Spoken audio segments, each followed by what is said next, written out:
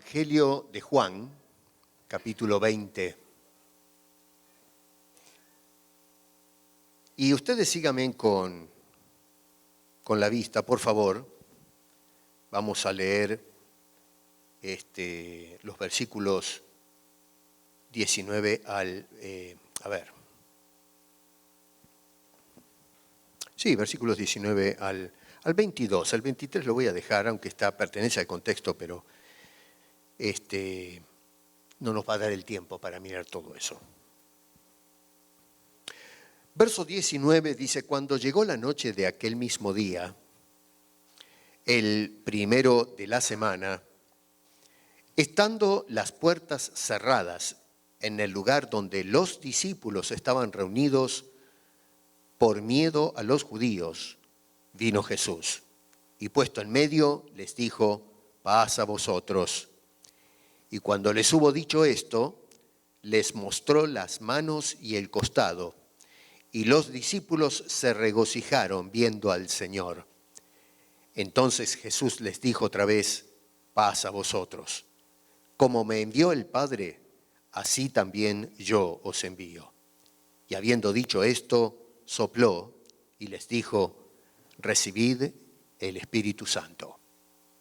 Señor, por favor, háblanos al corazón, no solamente a nuestros oídos, quizás a veces a nuestra mente o nuestro intelecto, que es importante, sí, pero también que tu palabra llegue a nuestro corazón.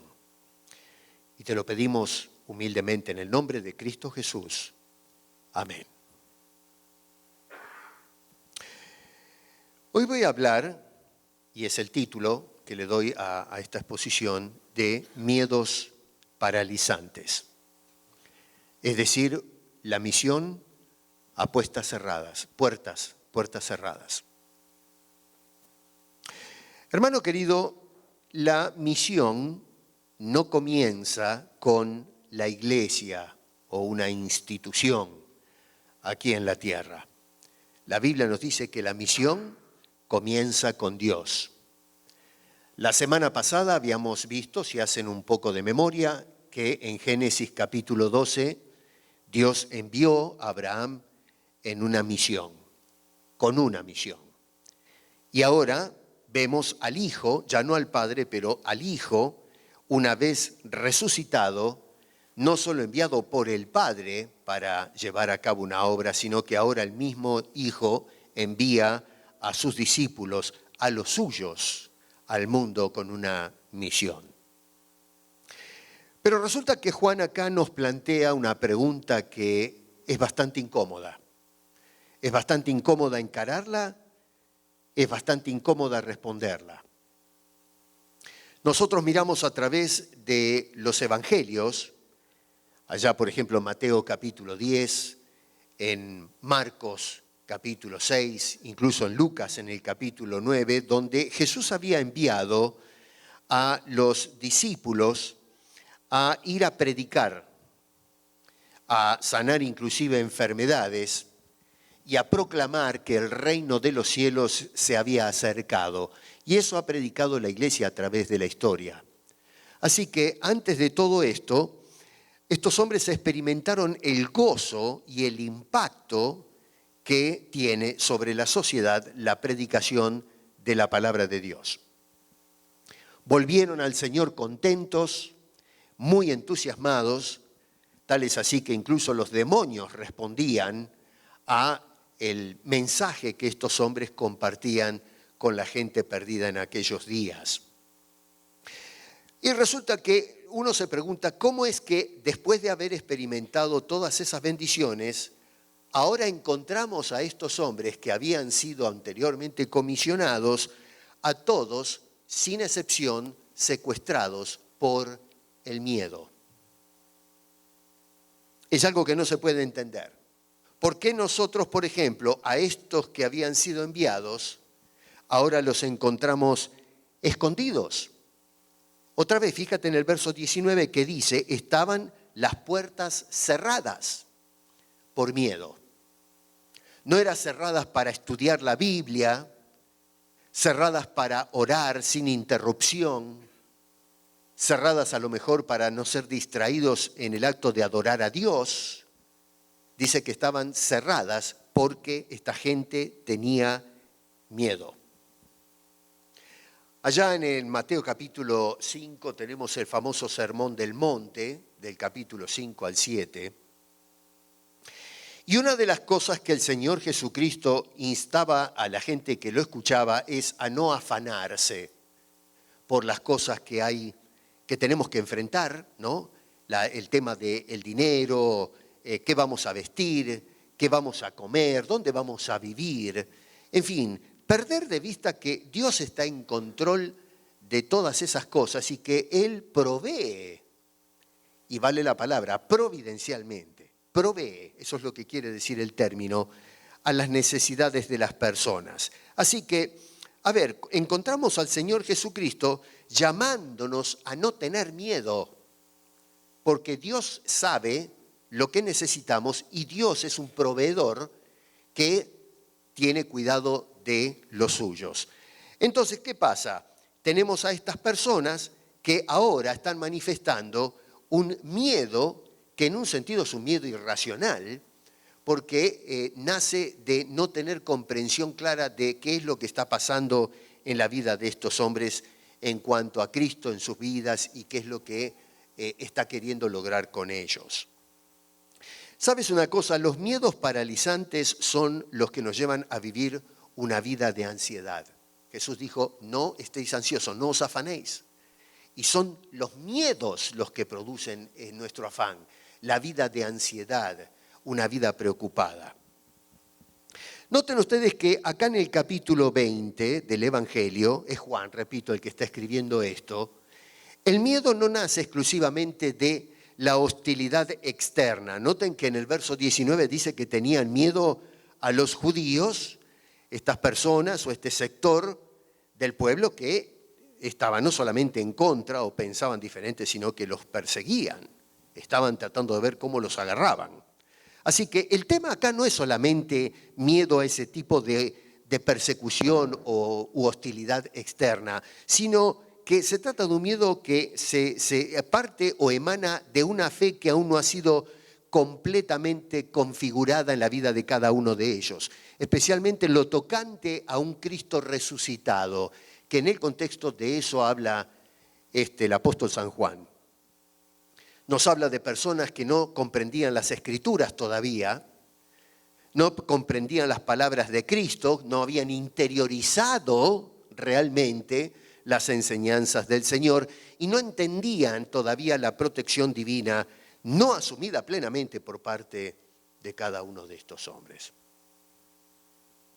Juan 20 es un relato muy interesante para leerse. Usualmente lo leemos en Semana Santa para hablar de la resurrección del Señor Jesucristo, pero, a ver, Juan no solamente nos habla de la resurrección, no, está insertando en su relato la resurrección para hablarnos de cosas teológicas más profundas y que tienen aplicación a cada una de nuestras vidas en Cristo Jesús.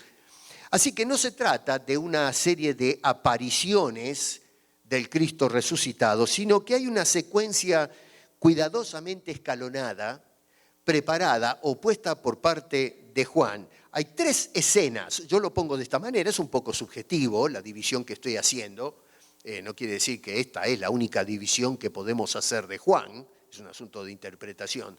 Pero lo que noto es que este hombre, dirigido por el Espíritu de Dios, nos va a presentar 3 cuadros, 3 escenas que van a terminar con el envío de Jesús, que es a donde apunta Juan con esta narración, el envío de estos hombres a ser testigos de Cristo Jesús. Miremos un poquito la primera escena, ahí en el verso 1 al 10 del capítulo 20. Y acá lo que tenemos, y lo vamos a sintetizar, lo que está pasando ahí es ver sin comprender. Ver sin tener comprensión. Información, pero sin misión. A ver, en el verso 1 dice el primer día de la semana, María Magdalena fue de mañana, siendo aún oscuro, ¿no? Fue de madrugada al sepulcro. ¿Y qué hizo? Dice, esta mujer vio, ojo con esa palabra, vio quitada la piedra del sepulcro. Entonces corrió y fue a Simón Pedro y al otro discípulo, eso entre paréntesis es Juan, el otro discípulo, el que escribe el Evangelio, aquel al que amaba Jesús, y les dijo: se han llevado del sepulcro al Señor y no sabemos dónde le han puesto. Y entonces dice, salieron Pedro y el otro discípulo y fueron al sepulcro corriendo. No, Juan era un muchacho joven que corrió más rápido que Pedro. Cuando llegó al sepulcro no entró, ustedes después lo leen bien en casa. Pedro era más valiente, más corajudo, llegó ahí, pero se metió de cabeza adentro de ese lugar. Es muy interesante, porque, a ver, Juan nos está presentando en esos 10 versículos, en ese cuadro, en esa escena, el sepulcro vacío del Señor. Nos está mostrando que el lugar donde depositaron a Cristo está vacío.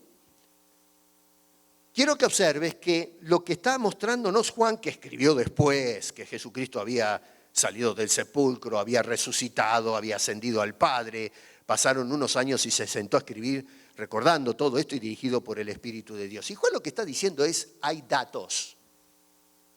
Fuimos testigos de datos. No son cosas escondidas. No es que no hay referencias. Hay datos precisos. ¿Cuáles eran los datos? La piedra del sepulcro, alguien la movió. El muerto la movió la piedra. Uno podría pensar, un muerto no puede mover una piedra. Bueno, pero la piedra la movieron.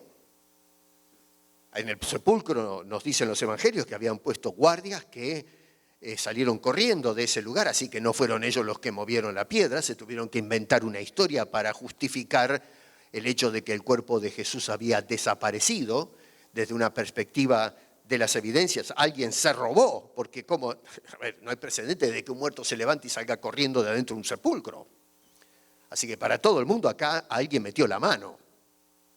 Así que hay datos, y uno de esos datos es que la piedra fue removida. Otro de los datos que recordó Juan cuando escribe el Evangelio es los lienzos. Habían los trapos con los cuales cubrían a los muertos en ese entonces, se los envolvían en una serie de trapaje, qué sé yo, se ponían un sudario en la cabeza, ese tipo de cosas, ¿no? Que ya hoy nosotros no lo hacemos, hoy metemos a la gente en un cajón, por ejemplo, hoy, bueno, algunos los creman, no sé. Pero en definitiva, Juan recuerda este asunto, los lienzos, datos. Y no solamente eso, pero la forma en que estaban los lienzos. Nos dice que estaban puestos en orden. Noten que él podría haber terminado diciendo el sudario que había estado sobre la cabeza de Jesús y listo. Hubiésemos entendido perfectamente lo que está diciendo Juan, pero hace como una especie de paréntesis o agregado diciendo no puesto con los lienzos, sino enrollado en un lugar aparte. ¿Qué pasa? Si un muerto está metido en un sepulcro, pónganse a pensar un poco en esto, y se despierta de un estado catatónico, de un estado de profunda coma, ¿no? Y se despierta esta persona, pónganse un poco ustedes en la escena, yo me puedo poner en la escena también, y nos despertamos y encontramos que no puedo ver porque tengo un trapo en la cara. Saco el trapo y me encuentro que estoy a oscuras y no sé dónde, porque se había muerto y lo metieron adentro del sepulcro. Uno se despierta y dice, ¿qué está pasando acá? ¿Dónde estoy? No está en un colchón, está en una piedra, así que puede sentir el rigor de su cuerpo acostado en una piedra. Se sienta uno en la desesperación, en la oscuridad, y no sabe qué es lo que está pasando. Uno entra en desesperación. Solo no podría haber movido la piedra. Alguien tuvo que moverla de afuera. La habían rodado al sepulcro. Así que lo que está pasando aquí es que Juan notó que no hay un estado caótico de desesperación, de alguien que se despertó de repente y que se encontró con la euforia de querer salir de ese lugar y buscar qué es lo que está pasando conmigo. No se arrancó los trapos, sino que se ve una persona en total control. Acá es especulativo lo que voy a decir, pero probablemente Jesús abrió los ojos, sabiendo lo que estaba tomando lugar, se sentó, sacó los trapos, se desenvolvió de las cosas y tuvo el cuidado de poner todo en orden en lugar de salir corriendo a empujar la piedra a ver si puede salir de ese lugar inmediatamente. Se tomó el tiempo para ordenar todas las cosas. Esto no se le escapó a Juan. Datos. está contándonos cómo ellos captaron evidencias, cosas que estaban dando información de lo que estaba tomando lugar. Noten que repite la palabra vieron o vio, blepi es en plural, blepo es el verbo, ¿no es cierto? Aparece en el verso 1, cuando habla de María Magdalena, que vio, y luego se repite el mismo verbo en el verso 5 y en el verso 6. Y Juan repite esta palabra que vieron, vio primero ella y vieron luego Pedro y Juan también. Justamente porque eran algo que estaba allí claro a la vista de ellos que sucedió algo fenomenal. Pero a pesar de los datos no entienden. Noten que el narrador, que es Juan, se detiene y nos da el diagnóstico. Él para un momento la narración y nos va a explicar qué está pasando realmente. Dice en el versículo 19, porque aún no habían entendido las Escrituras. Recuerda, Juan está escribiendo después que pasó todo esto. Y nos está explicando a nosotros, los que leemos ahora el Evangelio, qué pasó en ese momento con María, Magdalena, con Pedro especialmente y Juan, que estuvieron en ese lugar, que fueron testigos del sepulcro vacío. ¿Cómo es posible que teniendo los datos que apuntaban y confirmaban lo que Jesús les había dicho, que el Hijo del Hombre iba a ser entregado a los gentiles e iba a resucitar al tercer día? Eso lo tenían claro. Jesús no andaba con embajes, ¿no es cierto?, complicando las cosas. Se las dijo claramente. Y cuando ven los datos que confirman lo que él había dicho, la que había pronosticado que iba a tomar lugar, no entendieron. Y la razón es porque había un problema con la comprensión de las Escrituras. Aún no habían entendido la Escritura. La Escritura que en definitiva hablaba de que esto iba a tomar lugar. Hay un montón de personas hoy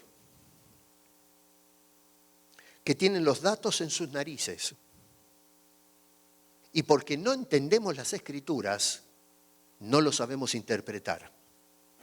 Nos quedamos simplemente con lo que vemos, pero no con lo que nos están diciendo esos datos. Hay mucha gente a los cuales les hablamos con evidencias sobradas de que somos pecadores, que estamos condenados. Los datos confirman que somos una raza arruinada, que nosotros, si no nos salva Dios, merecemos el infierno. Los datos históricos, pragmáticos, nos hablan que somos una humanidad en problemas. Lo estamos mirando todo el tiempo a través de las redes, a través de los noticieros, cómo está este mundo. Los datos nos hablan, nos revientan en la cara y todavía no lo sabemos interpretar en su debido contexto. Y la razón es porque desconocemos la palabra de Dios en esto. El problema en este caso entonces con estos hombres no fue, incluso María Magdalena, no fue la falta de evidencia o falta de datos que no les permitió entender las cosas. Acá lo que faltó es un marco interpretativo y un marco interpretativo de los datos a la luz de las Sagradas Escrituras. ¿Y qué resultado da cuando no tenemos ese marco interpretativo? Bueno, fíjense en que, por ejemplo, en este caso, a pesar que los datos les hablaban en confirmación de que lo que el Señor había hablado, no hay adoración. Porque lo que se esperaría es que estos hombres, después que vieron todo esto, cayeran de rodillas diciendo, Señor, se cumplió lo que tú dijiste. No vemos tampoco que salgan corriendo a dar el anuncio. No vemos en ellos el espíritu de misión que ya se les había otorgado anteriormente. Habían salido anteriormente a hablar del reino, pero no vemos que se despertó de nuevo la pasión con la cual vinieron a Jesús, contentos de ver el impacto que tenía la predicación por causa de Jesucristo. Y entonces Juan nos dice qué es lo que hicieron estos hombres, nos da la prognosis. ¿Qué pasó con ellos a pesar de los datos? Dice el verso 10, y volvieron a los suyos. No dice fueron a la misión, volvieron a los suyos. Y cuando volvieron a los suyos, ¿qué hicieron? Bueno, el verso 19 te lo dice, terminaron encerrados a puertas cerradas por miedo. ¿Cuáles son tus miedos? ¿Por qué estamos encerrados en la iglesia? ¿Por qué estamos encerrados en nuestros hogares?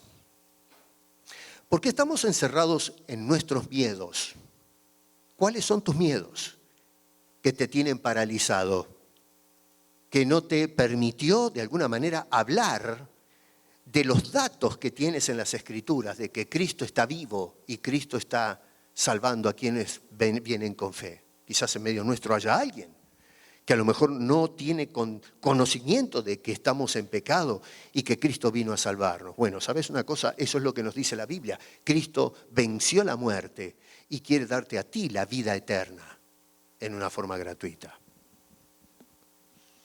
Hermano querido, la Escritura puede ser leída todos los días de la semana, pero sin embargo, y con todo eso, no ser comprendida. Estos hombres conocían las Escrituras, crecieron en una cultura donde se leía la ley, se estudiaba, se repetía en las sinagogas. Era un pueblo que respiraba la Torá o la ley. La conocían perfectamente, estaba metido en el ADN de la sociedad.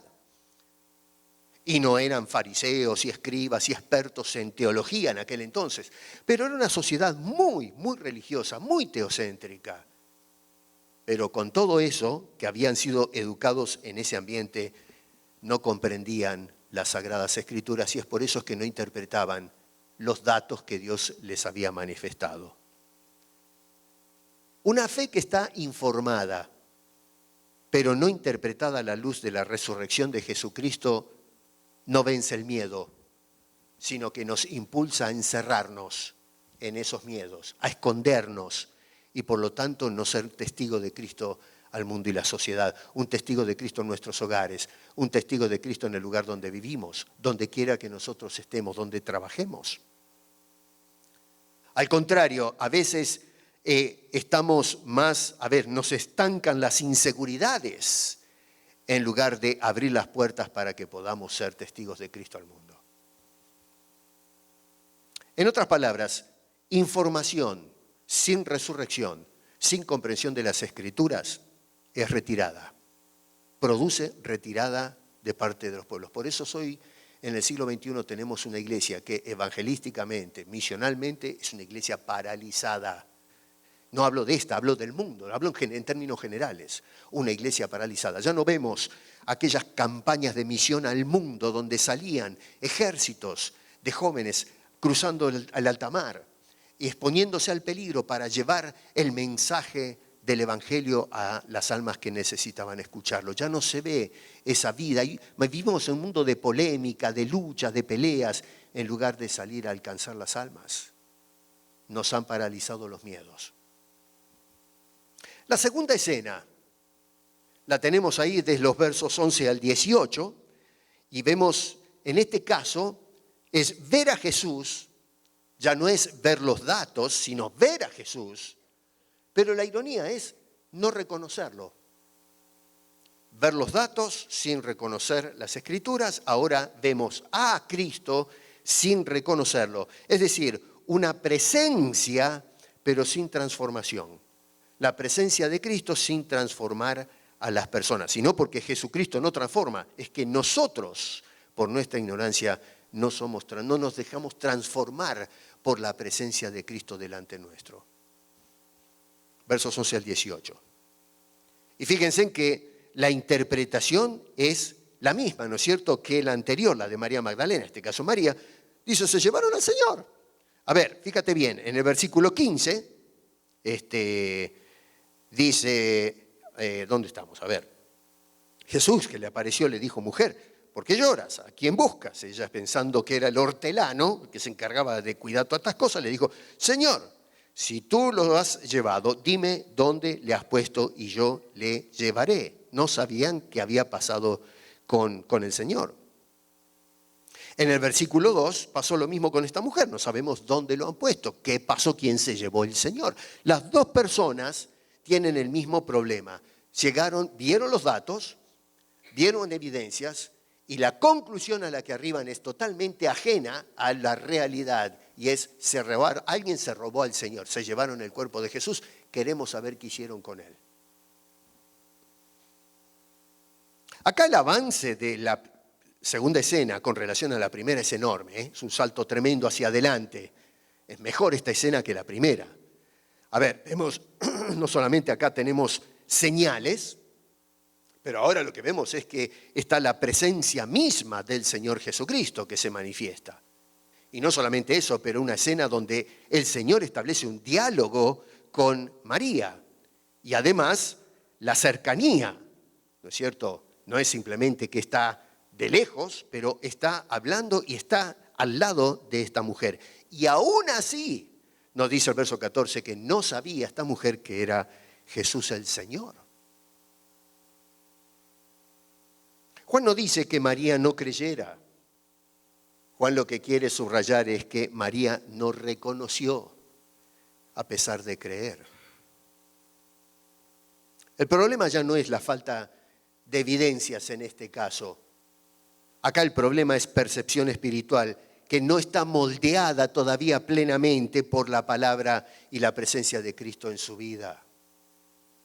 Es una persona que todavía no ha pegado ese salto para identificar cómo corresponde al Señor. Es una mujer que está malinterpretando la realidad de los datos o las evidencias que están delante de ella. Ya vuelvo a repetir, no es la tumba solamente o los paños, sino la presencia misma de Jesús. María interpreta la realidad desde la pérdida, el dolor, la tristeza. Ahora estamos en un par de meses en lo que llamamos la Semana Santa y todos los años vemos mujeres que hacen procesiones y se visten de luto, se tapan la cabeza, lloran, hombres que van, por ejemplo, cargando una cruz y algunos se hacen clavar y qué sé yo, una cantidad de cosas monstruosas, ¿no? Francamente, bueno, la gente tiene una fe rara, pero vamos con esa cosa, esa imagen triste de un Cristo derrotado, muerto, enjaulado en una cueva de piedra. Pero, a ver, nosotros perdemos de vista que todos los episodios están para levantar nuestro gozo de un Cristo victorioso. Y sin embargo, lo que esto generó en esta mujer es pérdida, dolor, tristeza. ¿Dónde está mi Señor? Y estaba allí en sus narices. Hermano, hay muchas veces que nosotros no nos damos cuenta que tenemos a Cristo delante nuestro e ignoramos su presencia, no lo reconocemos. Estábamos hablando esta mañana en la escuela dominical acerca de los deseos de la carne y el espíritu. Si nosotros tuviésemos más conciencia que el Señor Jesucristo está allí delante nuestro, pecaríamos menos. Es cuando sacamos a Cristo, un dato real, porque Cristo dijo, voy a estar con ustedes todos los días. Pero porque no captaste eso, no comprendiste, como dice Juan, las Escrituras, no eres consciente de la presencia de Dios cuando hacemos mal. Por eso es que no nos importa.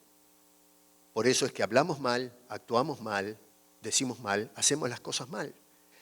Pecamos y en fin nos metemos en unos problemas porque no tenemos claro, no identificamos la realidad de que Cristo está allí delante de nuestras narices. No lo identificamos, no sabemos identificar esta verdad bíblica de un Cristo vivo, resucitado, que se hace presente todo el tiempo delante de nosotros. No en la iglesia, sino a donde quiera que estemos. Ahora, todo cambia, y esto es interesante como Juan deliberadamente nos mueve en la narración, cuando Jesús llama a esta mujer, a María, por su nombre. Cambia completamente, ¿no es cierto? Ahora la revelación, noten que es relacional, se vincula a Jesús con esta mujer y vincula a esta mujer con Jesús. Segundo, es personal, no es que lo hace con todos, sino va directamente a ella. Y la tercera cosa es que esa manifestación es transformadora. Vemos una María antes y una María después. La María que no reconoce a Jesús adelante suyo y ahora al fin se abren sus ojos y ve al Señor glorificado, al Señor exaltado por medio de la resurrección. ¿Cuál es el resultado? Bueno, el resultado es que el llanto ahora se convierte en anuncio. Ya dejó de estar triste. Ahora su corazón arranca con otra velocidad, con otro pulso. Y el miedo que tenía de que se hayan robado el cuerpo, ahora se convierte en un envío. Dice el Señor en el verso 17, ve a mis hermanos y diles. La misión, ya sea en tu casa, en tu vecindario, en la iglesia, fuera de la iglesia, hasta lo último de la tierra, comienza cuando Cristo deja de ser una idea, aunque sea una idea correcta, pero una simple idea, y se convierte en una presencia reconocida. Tienes que empezar a reconocer que Cristo es real, que no es una estampa que ponemos en la pared o algo de lo cual hablamos en un edificio. Cristo es real. Cuando se habla de la resurrección es un Cristo real, un Cristo vivo, no es un Cristo histórico, escondido en el pasado, un Cristo cuyo nombre, se escucha el eco de su nombre a través de las paredes del tiempo. Pero no, Cristo está presente, Cristo está vivo, Cristo es real en cada una de nuestras vidas. Y observa algo interesante, ¿no?, que yo noto en esto, y es que María ahora, a diferencia de Pedro y Juan, que se fueron de nuevo donde estaban los demás, ella salió, pero dice que salió a anunciar. Es la primera persona en la historia de la humanidad. Muchos, no sé, ¿no?, tontos, porque son estos que se creen expertos en las escrituras hoy día, en los colectivos ideológicos que hablan del patriarcado y la sociedad machista y que la Biblia es machista y qué sé yo, y tratan de darle con un palo, ¿no es cierto?, a las creencias bíblicas y de los cristianos históricos. Bueno, qué interesante, ¿no?, porque es justamente una mujer el primero que sale a anunciar al mundo al Cristo resucitado, no un hombre. Así que no me vengan los colectivos ideológicos hoy diciendo que la Biblia es machista, que humilla a la mujer. No, qué interesante, porque en una cultura donde precisamente se exaltaba al hombre y se rebajaba a la mujer, el Evangelio nos dice que fue justamente una mujer la escogida por el Señor para decirles, ve y dile a los míos, a los que yo había enviado antes, los hombres que experimentaron la misión, ve y diles a ellos, estoy vivo. Un aplauso para las mujeres valientes que abren sus labios, no para sembrar el mundo de basura, sino del Evangelio, la palabra bendita del Señor que trae esperanza a los perdidos.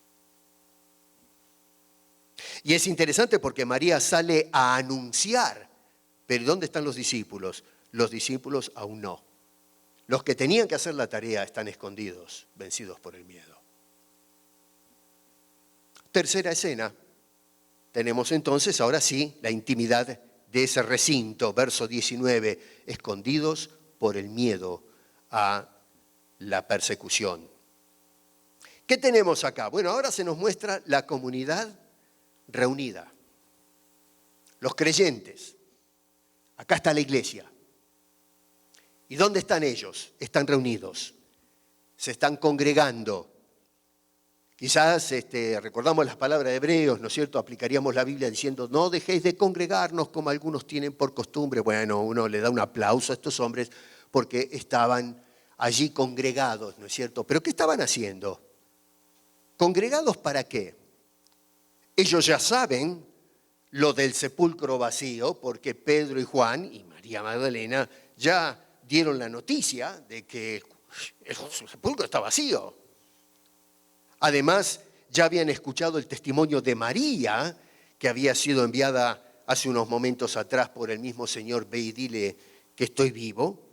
Estaban todos juntos y no me cabe la menor duda, porque la verdad esto se cae de peso, que estaban conversando acerca de estas cosas. Pedro y Juan, a ver, los otros les habrán dicho, y muchachos, ¿qué pasó ustedes que salieron corriendo? ¿Qué sucedió? Y bueno, mirá, no sé, fuimos hasta el sepulcro y estaba vacío. Y como dice Juan, estaban los lienzos ahí, pero no sé, me llamó la atención que estaban todos bien doblados y ordenados. Y empezar a preguntarse, bueno, ¿qué es lo que está pasando? Porque si se roban el cuerpo del Señor, se lo roban con trapo y todo, no van a tomarse el tiempo de sacar los trapos y a doblarlos y dejarlos acomodados. ¿Cuál es el propósito? Si los secuestran, se llevan todo. Así que la conversación, no me cabe duda, a ver si pónganse a pensar, si somos 11, 12 personas, 13, qué sé yo, estamos reunidos en un recinto y donde acabamos de ser testigo de datos e información que nos están dando estas mujeres, uno diría, pero ¿qué está sucediendo? A ver, ¿qué se está cocinando acá? Y estaríamos conversando de eso. Y sin embargo, a pesar de eso, dice que las puertas estaban cerradas por miedo a los judíos. Entonces, ¿cuál es el diagnóstico de Juan acá? Cuando escribe estas cosas, cuando recuerda todo esto y nos cuenta la narración. Bueno, por lo pronto vemos que la comunidad existe, hay una comunidad, ahí está la pequeña iglesia. No solo eso, pero hay información que está circulando, que ya está ventilándose en esa pequeña comunidad. Y además, el testimonio acaba de ser oído. Esta gente está hablando y hay personas que están abriendo el oído, escuchando la información que están dando estas mujeres y estos hombres. Pero el marco dominante sigue siendo el miedo que los amenaza. Eso no es ignorancia, ¿eh? No es que ignoraban las cosas, los datos. Esto es parálisis producida por el miedo. Nada más. En otras palabras, acá lo que vemos es el fenómeno de la prioridad no comprendida o la priorización equivocada, por ponerlo de una manera. La prioridad no es cumplir la tarea que Dios les dio. La prioridad es esconderse de lo que les produce pavor. En el siglo XXI, hermanos queridos, hay muchos creyentes y hay muchas iglesias bien informadas. En esta iglesia no podemos decir que no estamos informados. Sería un insulto a mi inteligencia que me digan, no estamos informados, porque todos los domingos analizamos las Escrituras juntos. Y yo sé que ustedes leen la Biblia también y la estudian, así que no es un problema de desinformación. Y hoy las iglesias, a través de las redes, estamos muy bien informadas. Hay material de sobra para poder estudiar y poder comprender el papel que desempeñamos cada uno de nosotros. No solamente eso, pero podemos definir a estas alturas, después de 2000 años de debates, podemos definir teológicamente a Cristo, definir quién es Jesucristo, qué es lo que hizo Jesucristo, para qué vino al mundo. Pero continuamos reunidos a puertas cerradas en los edificios, motivados no por lo que aprendemos de las Escrituras acerca de Jesucristo, sino que estamos encerrados por nuestros miedos. Tenemos miedo a que no nos alcance la plata. Tenemos miedo que me marginalicen por el hecho de identificarme con Cristo. Tenemos miedo que pasen legislaciones que traten de ponerle freno a la predicación, como que los parlamentos y las voces que gobiernan tienen más poder y autoridad que Dios. Cuando la Biblia nos habla hasta el hartazgo que a través de la historia se intentó frenar la predicación del Evangelio, se persiguieron los profetas, se castigaron a los apóstoles, la iglesia entera fue perseguida por 11 persecuciones imperiales en los primeros siglos.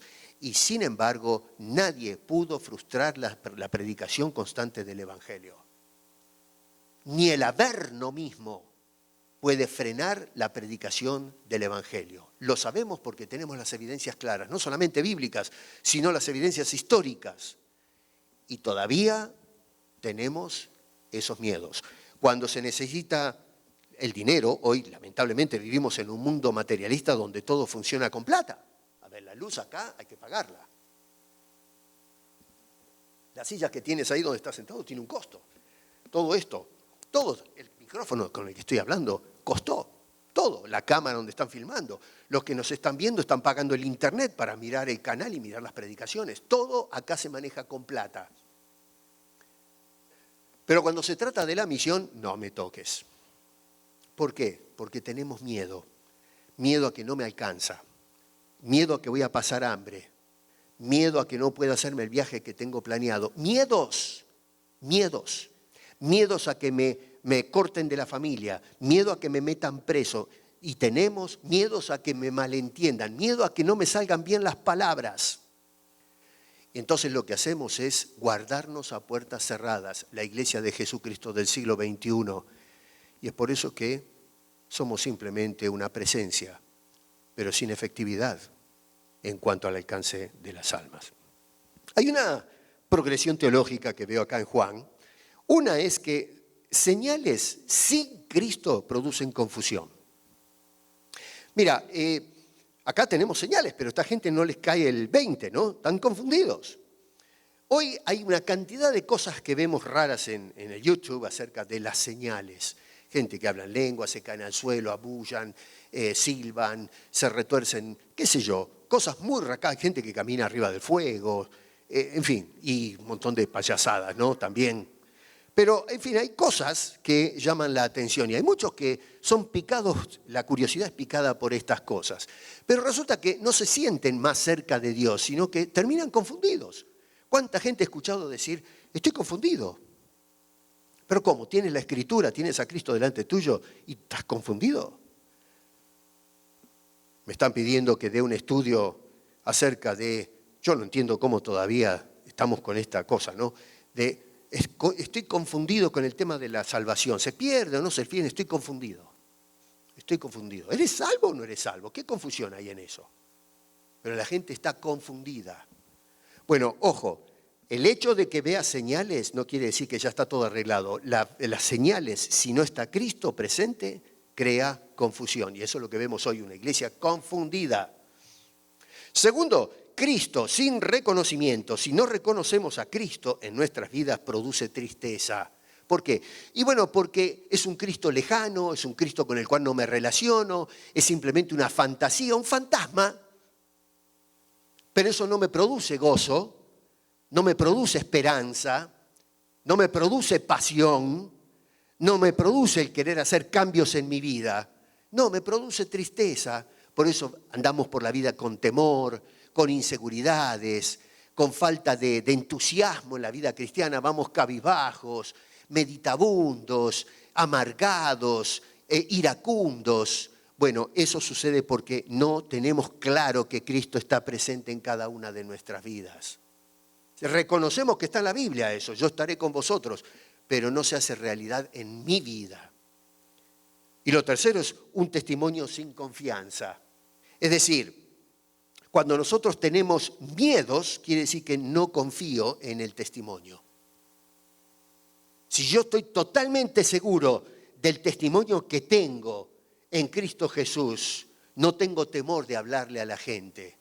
Pero son los miedos los que manifiestan que el testimonio que yo digo que tengo de Cristo, que realmente está allí. Tenemos dudas de ese testimonio, dudas de que el Señor pueda usarme para, en fin, llegar a una persona, dudas de que el Señor pueda cambiar a esta persona. Este desalmado, ¿qué se va a convertir? No, se va al infierno. El peligro externo, entonces, termina eclipsando la obra de Dios. Y entonces, ¿cómo se resuelve esto? A ver, porque la realidad, ¿cuáles son tus miedos? Porque si no, estaríamos todos terminando el culto y salir a hablar a medio mundo de Cristo acá en la ciudad de Toronto. Y todas las iglesias harían lo mismo. Pero ¿por qué no se hace eso? ¿Cómo resolvemos este problema de cerrar las puertas, meternos adentro y quedarnos así paralizados por el terror? Bueno, esto se resuelve cuando Cristo se pone en medio. Noten qué interesante, ¿no? Porque Jesús no grita, esto es algo que a mí me llama la atención, uno diría, a ver, si yo les di a estos la misión de ir y echaron demonios, sanaron los enfermos, y una cosa tremenda, ¿no? Y ahora se me encierran acá en el cuarto, es como para agarrar y pegarle 4 gritos. Pero a ustedes, ¿qué les pasa? Pedazo de brutos. Y sin embargo Jesús se presenta y no grita, no les reprende. Tiene todo el derecho de hacerlo, ¿no? Pero me llama la atención que Jesús no hace nada de eso, no argumenta con ellos. Yo he conocido a través de mis años personas que se la pasan argumentando. Hoy yo les he dicho muchas veces cómo yo me he salido de muchos canales porque me han invitado a participar de discusiones y me doy cuenta de que no son discusiones para edificar, para aprender. No, son discusiones para decir, yo tengo razón y tú estás equivocado. Y tú tienes que aceptar lo que yo digo, lo que tú dices no sirve. Fariseos. La verdad, yo soy el dueño de la verdad, tú no. Y así es como funciona el mundo. Incluso en el campo académico, no tenemos respeto por la opinión del otro Y estoy hablando dentro de la iglesia, ¿no? Jesús tenía todo el derecho de pegarle 4 gritos, de reprenderles, de argumentar con ellos, y sin embargo no hace absolutamente nada de ello. Se pone en medio de ellos y les dice, paz a vosotros. Puch. Están agitados por el terror y Jesús les dice, paz, cálmense, esténse tranquilos.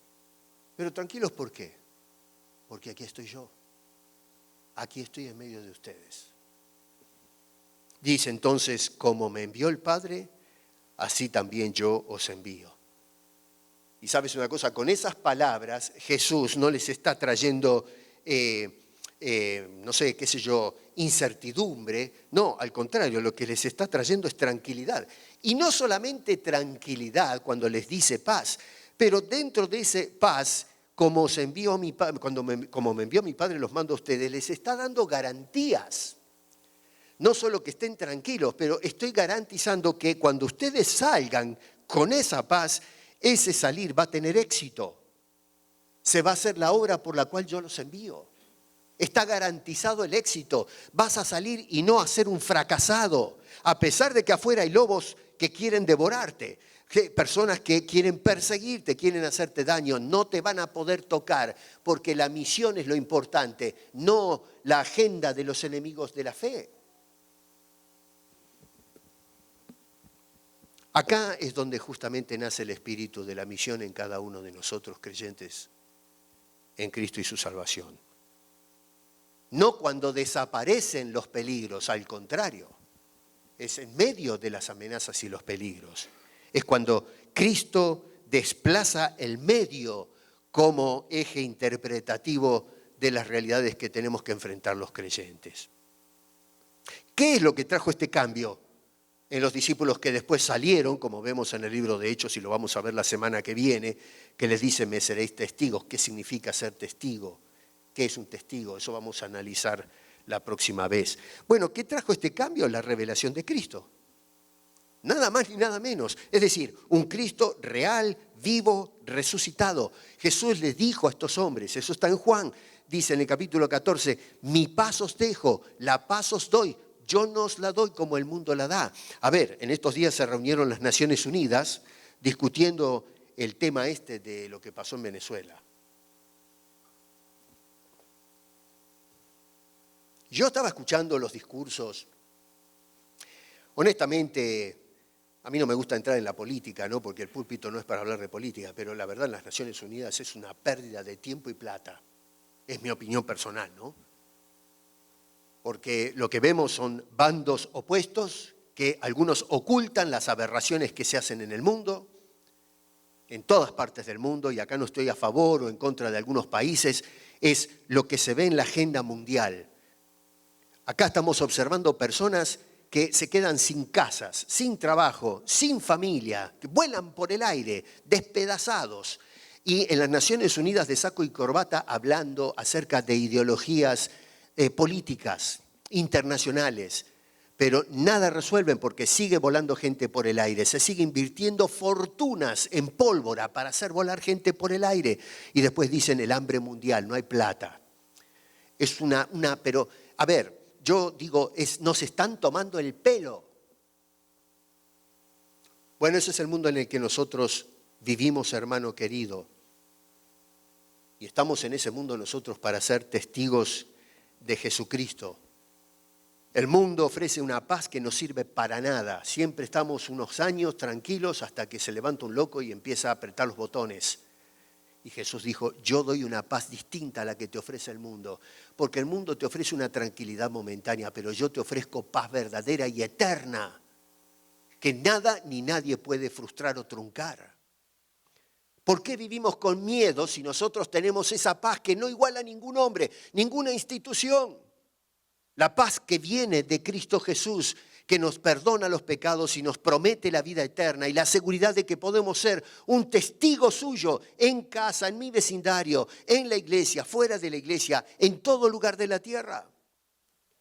Y sin embargo, nos aterran más las amenazas de un mundo que realmente necesita a Cristo Jesús. Y no solamente la presencia de Cristo, pero según el verso 22, la presencia de su Espíritu Santo trae el cambio. Fíjate otra vez que dice, el Señor sopló, ¿no? Y les dijo, recibid el Espíritu Santo. Entonces nos damos cuenta que a fin de todo esto, la misión no surge del valor o el coraje humano, ¿no es cierto? Bueno, en algunos países coraje no es el término, nosotros en mi país decimos coraje, el valor, ¿no es cierto? ¿Me entienden eso? La valentía, no la ira, ¿no? Algunos dicen el coraje es el enojo. No, me refiero al valor, el ímpetu de poder hacer la tarea en el Señor. Así que la misión, mi trabajo como testigo en casa o en la sociedad no nace de mi disposición, mi valor, mi tenacidad, sino de la realidad del Cristo resucitado, el bendito Hijo de Dios. Es Cristo presente en tu vida lo que produce esa pasión y ese deseo que no puedes frenar por querer compartir el Evangelio.